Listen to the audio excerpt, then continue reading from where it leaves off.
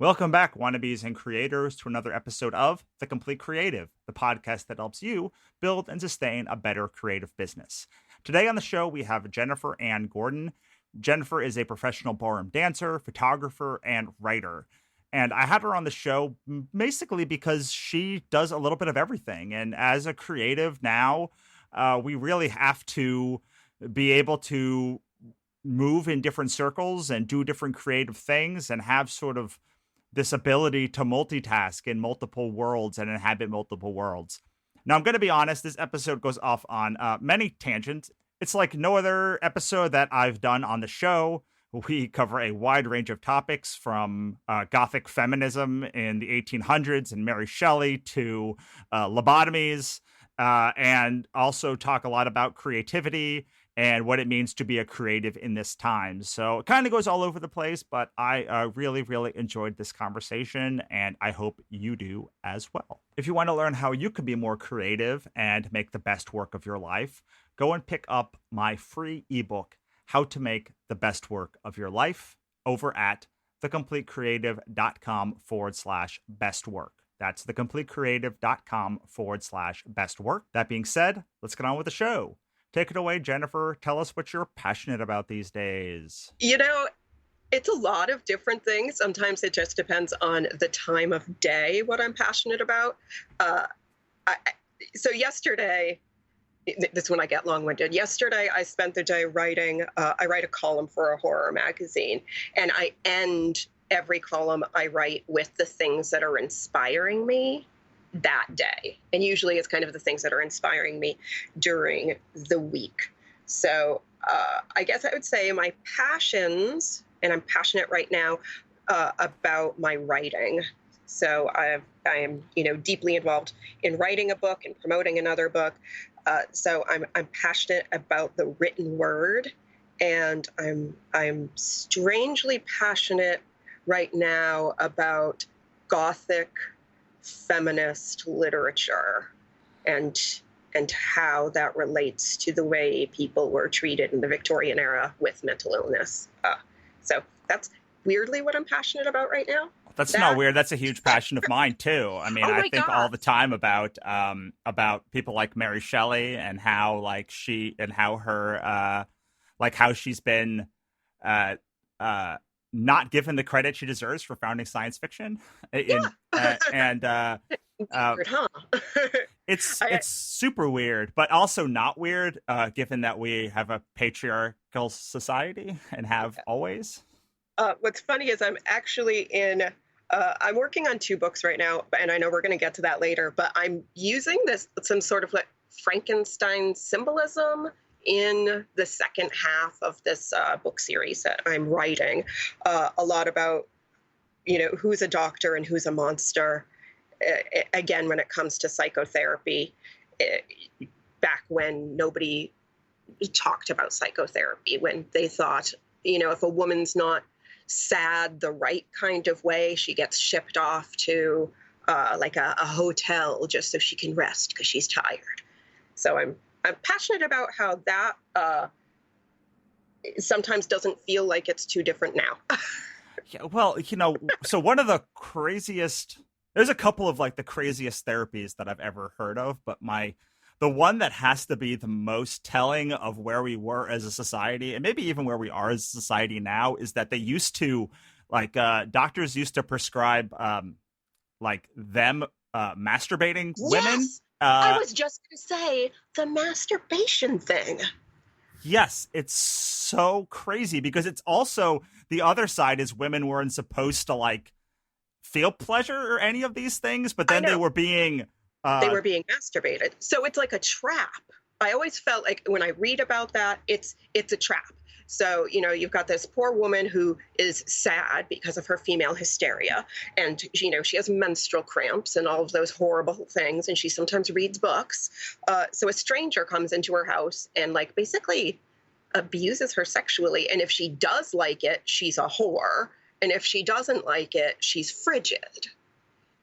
And there's nothing in between there. It's a no-win situation. Yeah, absolutely. Like, give me the ice bath and the leeches, I guess, any day before Well, before that. Well, this is where like women becoming spinsters just like makes a whole lot more sense. Like when like you put the other option as like these are the other options, like you might as well just like screw off and like go live in a forest with like I know, with like a book and like allow yourself to have an imagination. Yeah, I've been writing a lot about how, women had to like kind of hide their creativity, hide the fact that they enjoyed literature, especially certain kinds of literature. Like, God forbid a woman would read Byron and get titillated by that. Like, right. she might as well just, be stamped with a scarlet letter and just like sent away. Yeah, it's funny because that you mentioned Byron because like this goes back to Mary Shelley and Mary how she Shelley. founded how she like Yes. started Frankenstein. So I have to go. Have you seen the meme that's like, okay, so a spinster's 23 to 26, but like then it like goes from what they used to call the other names of people as they got older and older Oh and older. no, I have not seen that, but now I need to. Yeah, it's so great. I can't. I thought I thought I had found the real one, but I didn't find the real one, so I can't like go through it now. But it is quite an interesting thing to talk about. Have you seen the thing where it's like 100 reasons why women were institutionalized or anyone was institutionalized in the Victorian era? Yes, it's Like, so. it's like kicked in the head by a horse. Yes, it could have been like literally, and it feels so like bad for everybody that lived there. That like I would have definitely been institutionalized because I have depression, anxiety, and Graves' disease. So all three of those yeah. things would have been like any one of them would have sent me into like an easy. And almost everyone that I know would have been in an institution I know. back in the day. I think that too. Or if your family couldn't afford an institution, or again, on the other half of that, if they were really, really rich, you might have just been locked in the attic. Or if you're really, really, really rich, you could just get lobotomized. Right. Privately in your home after a doctor masturbates you. Yes. It's like, what a time we live in that like we don't have to do that. I mean, we have all sorts of other problems, but like they're not like manually masturbating and then like lobotomizing you as a like legitimate form of practice. They might still do it, but like at least it's like frowned upon now. It's frowned upon, and it's not necessarily because like, oh no, this woman's now 34 and she's never had a child, so she's useless to me. Let's turn her into a vegetable so I can marry a younger woman and not have that whole stigma of leaving my wife. If she's unwell, I can leave her. Yes. Well, this is a topic that I could talk about for literally ever because I know, me too. I know. I just it's fascinating, and it's fascinating when you look back and like I think it was like JFK's sister was like lobotomized. Yes.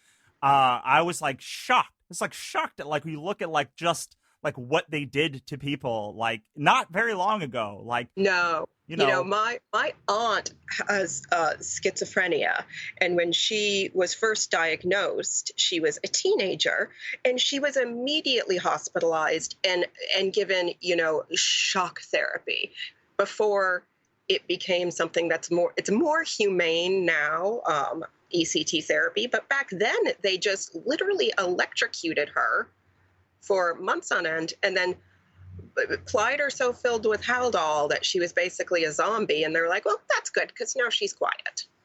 Right. And that's a big, it's like, and now she's quiet. And that's all that really matters is that she's like quiet now. That's legitimately the plot of the book I'm writing. Wow. It's just keep her quiet. Whatever you do.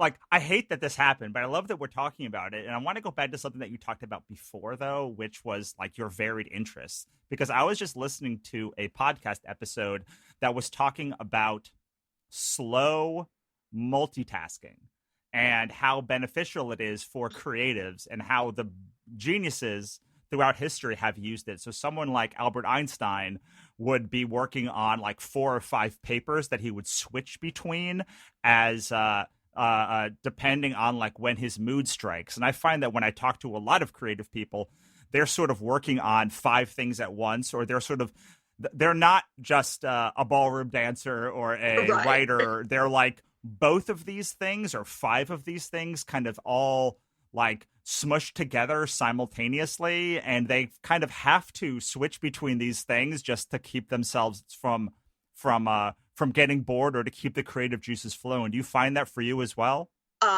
Yes, completely. And what's funny is, so you did mention ballroom dancing. That is like before COVID-19 hit, that was my day job, my full time every day. Go to work, teach ballroom dancing, and I would perform a lot all over New England at all different, fun events. Everything from Great Gatsby events to masked balls to Goblin King balls to Harry Potter themed things. So with the dance business, with ballroom dancing, especially in teaching ballroom dancing, I have to be very, very out there. Like, I have to be smiling and engaging people in conversation. And every lesson I teach is a party. Every group class I teach is a party. And that's part of my personality. I am very outgoing. And some people who only know that part of me, when they look at the photography I do, which is of like abandoned buildings and old prisons and old mental hospitals, when they see that and when they read my work, my books, they're just like, what the, I'm not sure if I'm allowed to swear on your show. Can I swear? Go for it. They're like, what the fuck happened to you? Like, how are you both of these things? How are you, a smiling girl in a pretty dress who's like putting on a ton of glitter for your eye makeup? And how are you this person who's writing about like the slow demise into madness due to grief? And I think I have to be both because, like you said, like if the real creatives, like the people who that's what fuels them, they need all of these outlets, or else they'll go mad. They'll be locked in the attic. Yeah, so it's so interesting that people ask you that. People ask me similar things, and I always like it's so weird to me because everyone that I know who's a creative that like writes like these like sweet romances is like posting about like murder threads like on Facebook, and everyone who's like writing horror is like a huge Disney fan. I actually like I was shocked several years ago when like the darkest humans that I had ever met, like all the people that I know in the horror community basically are like also obsessed with Disney. And it's a thing. It's called like there's a thing called Disney goth. It's like a whole like subset of like Disney culture, but like most of the time the darkest people are also the ones who like the lightest things. And I'm not quite sure why that is. I think it's that yin and yang. It's that dichotomy. If we can't be always dark. I mean, I love horror. I prefer to read horror. I prefer to watch horror movies. I write horror, but I mean, and I like going to like haunted buildings and I like looking at cemeteries. But I also again, I'm the smiling girl. And even the column I write for the horror magazine, I try to make the column funny. So yes, it's in a horror magazine, but like yesterday I wrote a column about the novelists I blame for the reasons why I've had sex in cemeteries in my life. Like, full blown, gotta blame Byron, full blown, gotta blame Anne Rice. So it's like humorous takes on why we're so dark. It's so, and so, I've built a lot of businesses in my life. And like, as a creative, I think that one of the things that pains me so much is this: when you're talking about building a brand, right? Like you kind of have to choose. Like, you're like, okay, so when I go out into the world as like an author, I can't be both bubbly and death obsessed. Like I've got to pick one, because if I pick both, people are going to get confused. I just let them be confused now. I was talking to two of my co-hosts that host my podcast with me about the article I wrote about the should I have sex in cemeteries or something like that. And I was like, should I put this on my Goodreads page? Is this my brand? Is this who I am? And they're like, yes, that's who you are. You're a ballroom dancer. You're a burlesque dancer. You're a horror writer. that is your brand. Your brand is, screw it, let's have sex in a cemetery, the brand. Screw it, let's have sex in the cemetery, the brand. That's I would be interested in seeing what the overall branding looks like for that.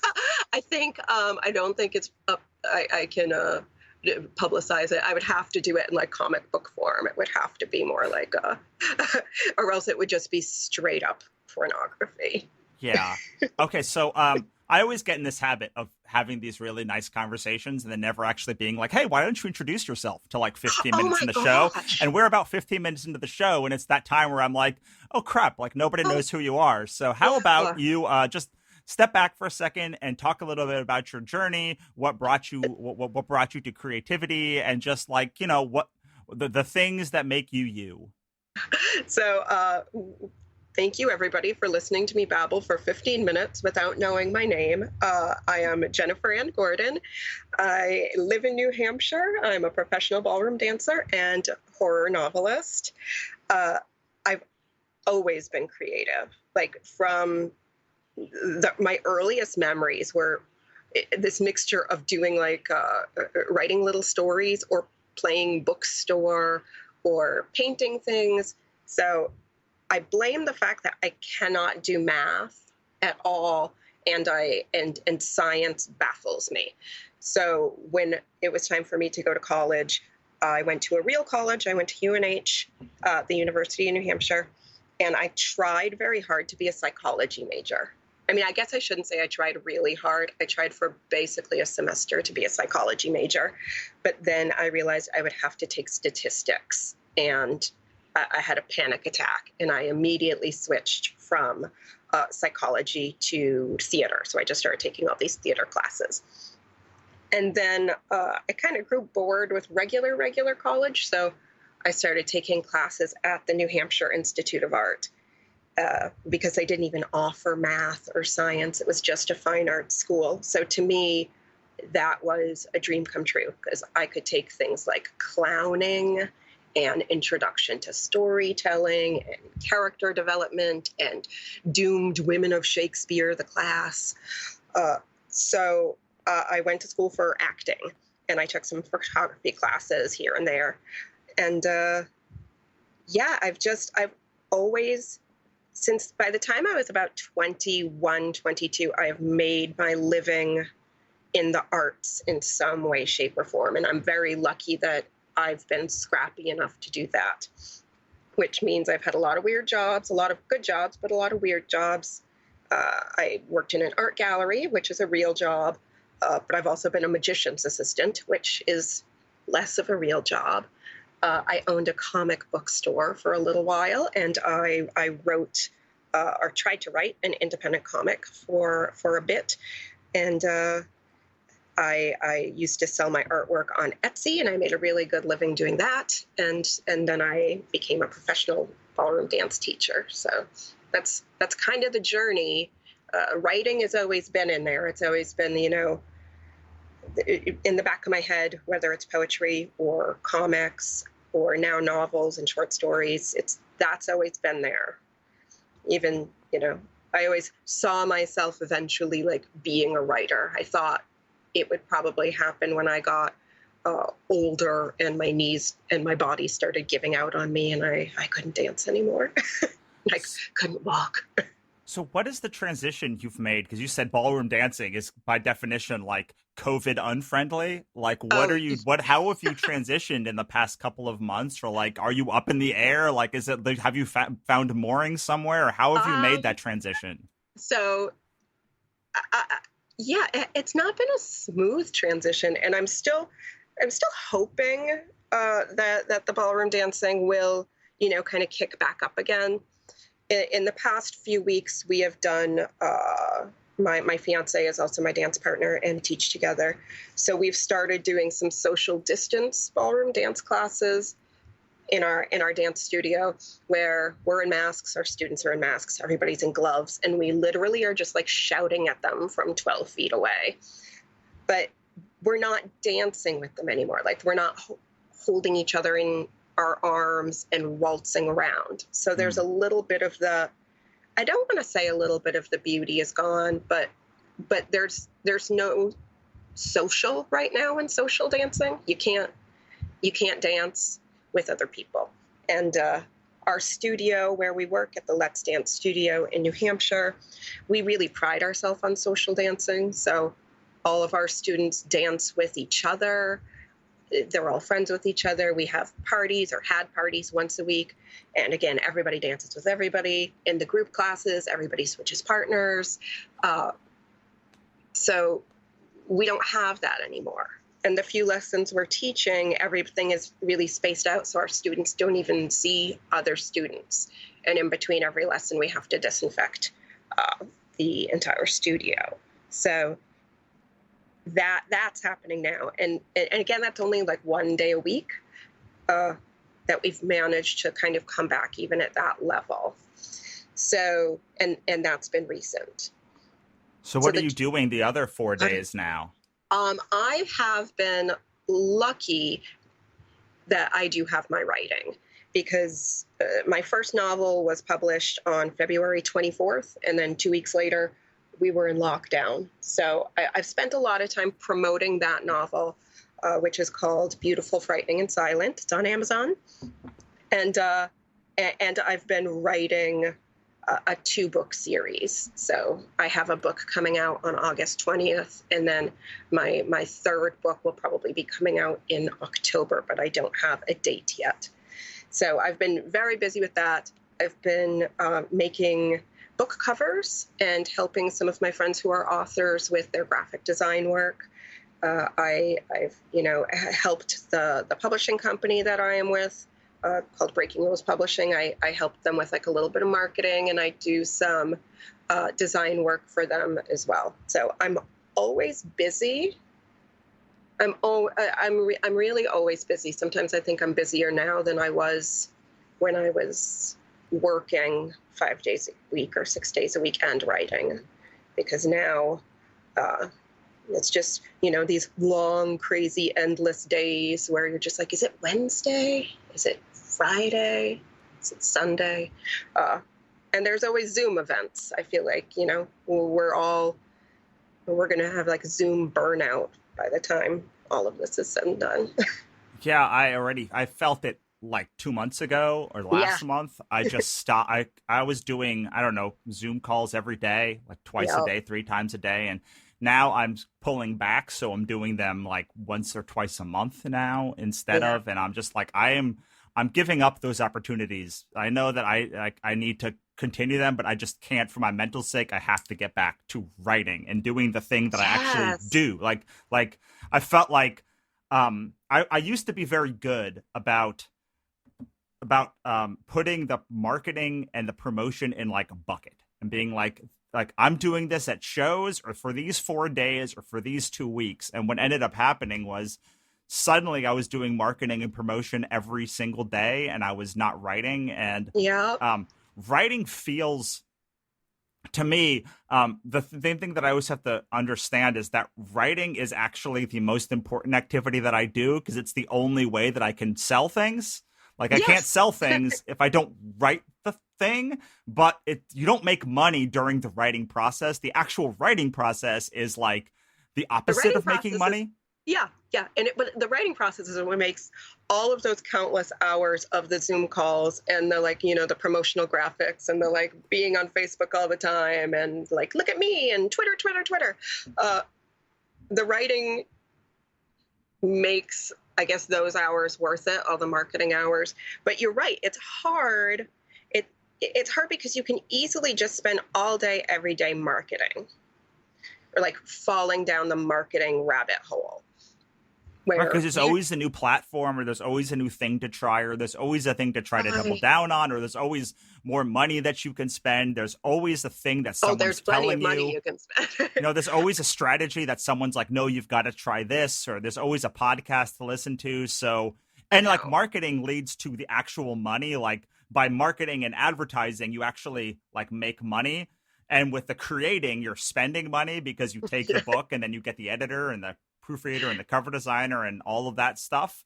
Yeah, and then you book a blog tour, and then you're like, oh, I should buy some advertising. Oh, I should get featured on this place. Absolutely. And so but but I've had to really retrain myself to say that the creating is where the money actually gets made, because the quality of the book determines how many people will buy that book, and all of the mechanics that go into the sales process after that only exist once the book is written.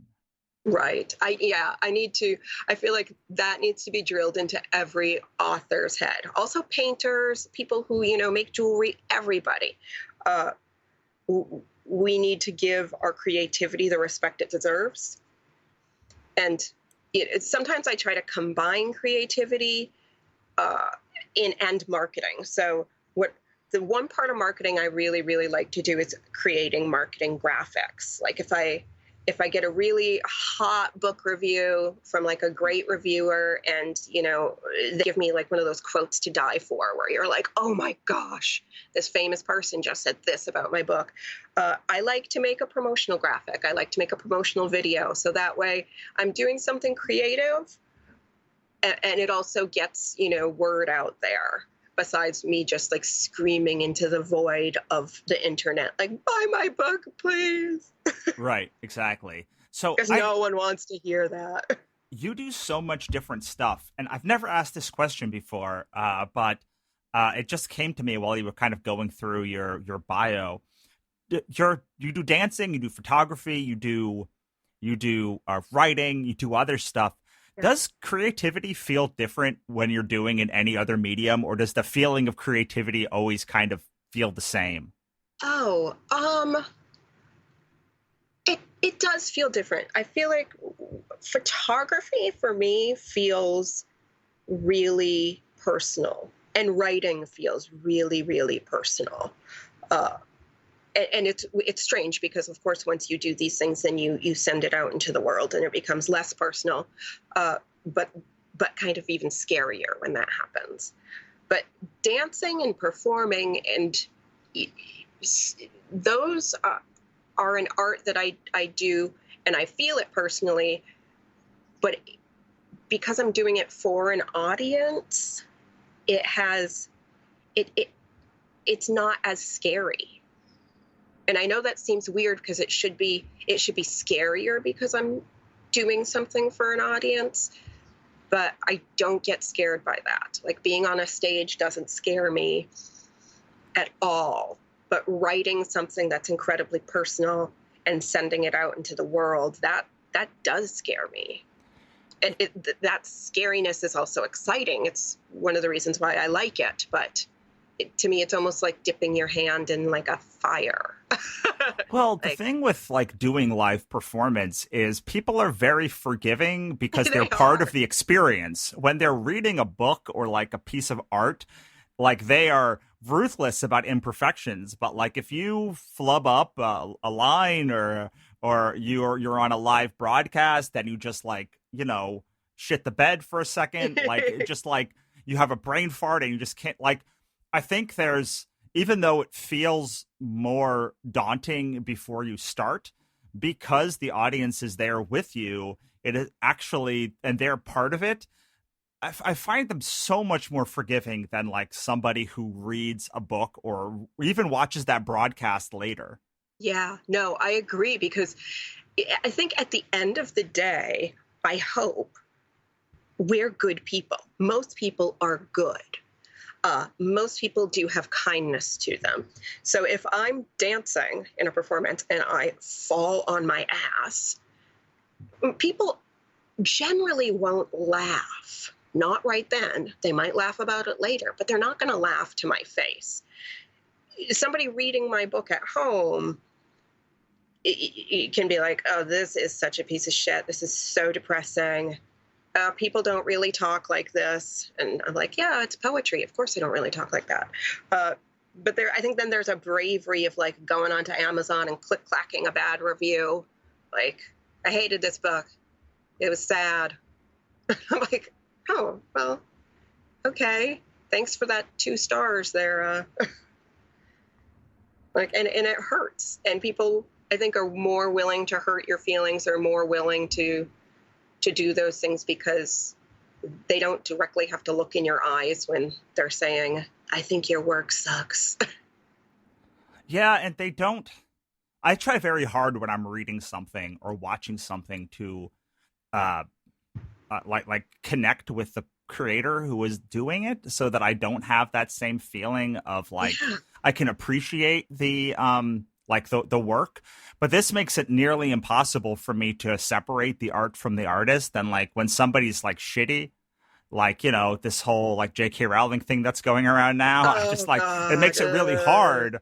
Or like when I Yeah. heard like Bill Willingham and Fables and like or like Warren Oh. Ellis, like I just can't appreciate, I can't read these things. It makes it so hard to read these things again, because Yeah. part of the way that part of the reason I enjoy it is not just the words and how they connect to me, but how they resonate between me and the person who made the thing in the first place. Yeah.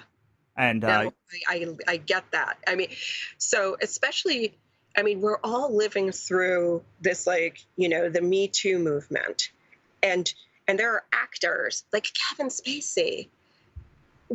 You can't watch any of his movie. I mean, I can't watch any of his movies anymore. It makes me physically sick, and I loved him as a performer. yeah, Louis C.K., who is a despicable garbage monster, was my favorite comedian. right. And that's one of the so that I just read a big think piece on that, and it's like he's sort of the grandfather of this whole like speak truth movement. And then Yeah. you find out that like he's never spoken truth at all on any of the things that he's ever said, and it's Yeah. like it Like, oh, he made me believe a lie. right. And it's like not only that, but he like spawned this kind of like a resurgence of these movements from the 70s and 80s, and you're like, oh, like, well, does that taint the whole movement? And like, Yeah. what does that say? What does it say that he could for so long like hide all of this stuff, and that I connect, like, what does it say about the connection I had to it before? Like, is Right. all of that false? Is that like real? Like, you start questioning, your own taste of things also when that happens, or at least that's what happens to me. No, I felt the same way. And I remember, like, after, like, Louis C.K. gate broke open, and I was so upset because there's like one of his bits that, honestly, every time I would watch it, I would legitimately laugh so hard I had an asthma attack. And it's his bit called "The Saddest Hand Job in America," and I'm not sure if you know it, but it was really funny. And part of it being funny was like about how his wife didn't want to touch his dick, and then I just sit here afterwards thinking, well, of course she doesn't want to touch it. He's disgusting, and of course now, like, it comes out that he's just like a serial masturbator, and then that, like, really funny skit becomes almost like a horror movie to me because it's everything that was wrong with him, and it was the thing that I found the funniest about him when I liked him. Yeah, it's really I, It's gross. it is, and it shows how like fragile creativity is, and like how especially comedy or like novels. I find myself able to separate it more when it's like maybe not an actor, but like a showrunner of a television show or something, Yeah, where there's like so many other people that are like Bryan involved. Singer.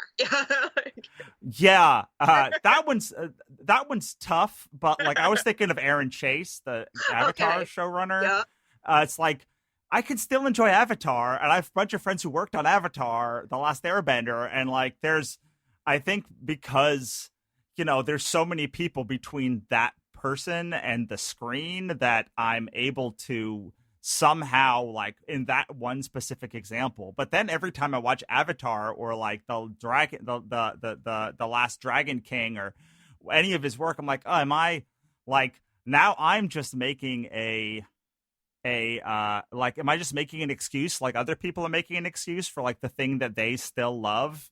And like No, I've but not I mean, but you're right, because he wasn't the be all end all of any of that.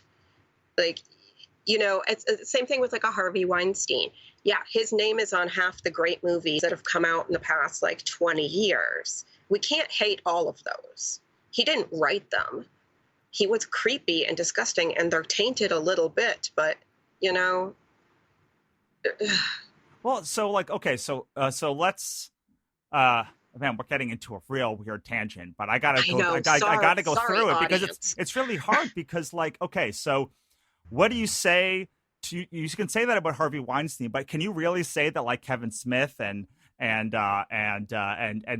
Tarantino like didn't know? Like, No, did they not know? Yeah. And then like you're like, okay, so like they knew, so at least they were complicit in this ability for him to continue, and like, so does that taint their movies? Like, does it taint their movies? Like, I think that it does taint the movies and my enjoyment of them because when I think about those movies, I think that those like all that require what is the quote, like all that is required for tyranny is for good men to stand back and do nothing while evil men, you know, like, and I think of that ideal, and you know, Harvey Weinstein was awful, but but people letting him get to that point is just as awful, right? Like, and turning and then, a blind eye, right? And you're like, you're talking about a system. So the other side of this is like, well, Kevin Smith and Quentin Tarantino and all of those were also like a slave to this system where we think of artists and creatives as being sort of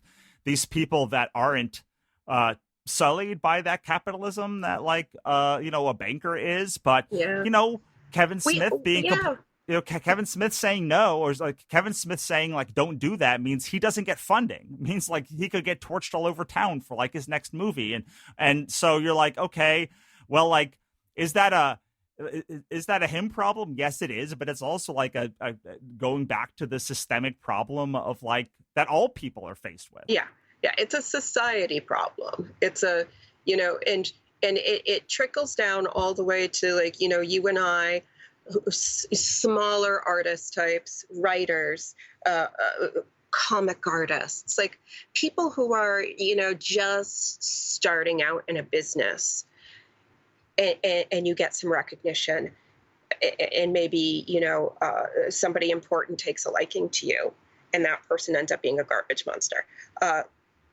But it's hard. It's hard to say no to opportunity. And I think we're getting better now at saying, whoa, I know you're giving me an opportunity, but I'm not going to risk my own self-worth for that. But you still think about it. You still go, oh, is it worth it? Is it worth me selling my soul a tiny bit to be in this play, or blah, blah, you know, whatever it is. Yeah, so it's been really interesting to listen to, especially the Warren Ellis like revelation, because a lot of my friends who I've wondered for years like why they weren't more successful, or like they were successful for a time and they just like kind of fell off, and like why that happened.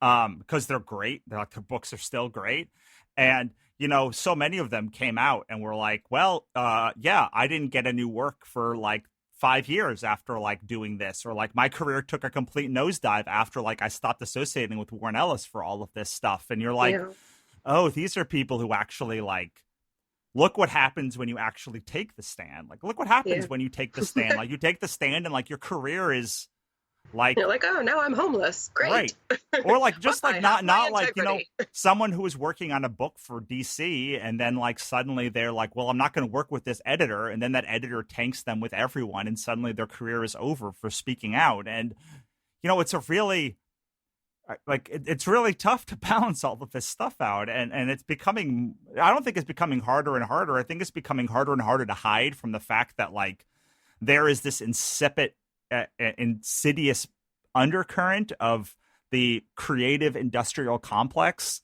that promotes people that have no shame and that want power, and the people this is why you have to start writing horror. Well, or just channel like it. This is really the reason why I keep coming back to the fact that like, well, I can keep my integrity if I just figure out how to market all of this myself and don't publish other people's stuff, because like then it's on me. Then like but then even with independently, like, you still have to worry about, like, okay, so what is my relationship with Amazon and Facebook? Like, I need them.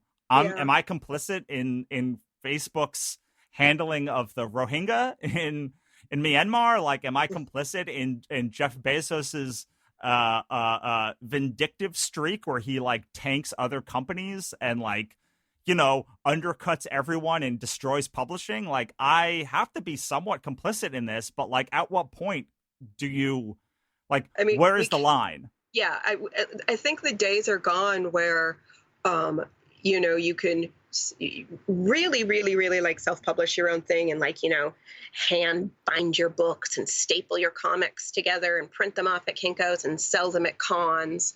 Like you need the backing now. You need the Amazon to almost make you legitimate.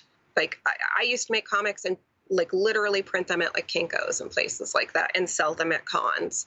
And this was before like we were even really thinking about putting things on Amazon.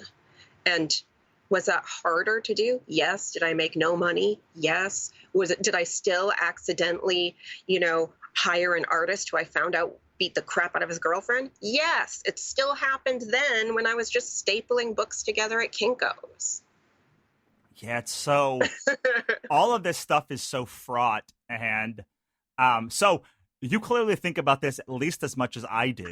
How do you manage to keep like going forward when like all of these kind of morally ambiguous questions keep popping up and they don't seem to be stopping popping up? If anything, they're going to keep popping up more and more and more in the future. Well, I think so. As an artist, as a creative, I have to create. It's part of who I am. So I can create things and, type and type and type and type and nobody can see them. But again, we're taking out part of the reason why we're doing that. I don't want to let the world and the systemic misogyny and racism and awfulness that's around us destroy something that I think is good within me. And at the end of the day, we need art. We need novels. We need comics. We need paintings, because that's what's going to inspire people to get their asses out of bed the next day and hope amidst all of this, awfulness of the world, from pandemics to police brutality, that there's something beautiful or inspiring. And that's our job as creators. We have to do that. If we don't, then, I'm sorry, like the Harvey Weinsteins win, the Donald Trumps win. That's just, there has to be more to life than selfishness. And if I write a book or take a photo or do a performance, but we're just going to say books right now, and one person reads it and it touches their soul, then it has to be worth it.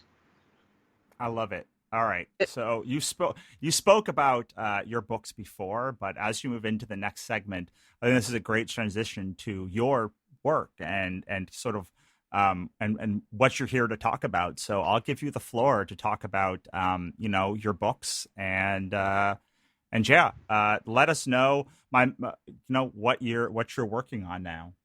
Okay.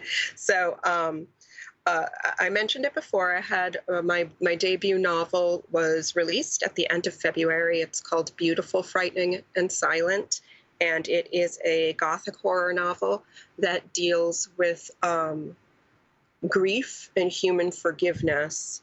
It follows the story of a man named Adam who's an alcoholic, and his wife and his young son die in a car accident, and he feels incredibly responsible for this car accident. And because of that guilt that weighs on him, and it kind of wakes up trauma from his childhood, he slowly begins to to descend into madness because of the grief, and because of the way he was raised, he has no ability to love himself or forgive himself.